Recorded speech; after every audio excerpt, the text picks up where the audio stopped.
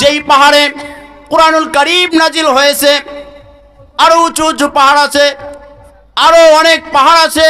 সেই পাহাড়দের মধ্য থেকে আল্লাহ পাক রব্বুল আলামিন যেই পাহাড়ে যেই জায়গায় কুরআনুল কারীম নাজিল হয়েছে, ওই জায়গাটা পৃথিবীর মধ্য থেকে আল্লাহ তাআলা দামি বানিয়ে দিয়েছেন। জোরে বলেন সুবহানাল্লাহ। শুধু তাই না, যেই এলাকায়, যেই শহরে, আরবে যেই দেশে কুরআনুল কারীম নাজিল হয়েছে, ওই দেশটা দামি হয়ে গেছে। শুধু তাই না, যেই মাসে কুরআনুল কারীম নাজিল হয়েছে শাহরু রমাদানাল্লাযী, যেই মাসে কুরআনুল কারীম নাজিল হয়েছে, রমজান মাসে কুরআনুল কারীম নাজিল হয়েছে, সমস্ত মাসের মধ্য থেকে রমজানের দাম কম না বেশি? জোরে বলেন, কম না বেশি?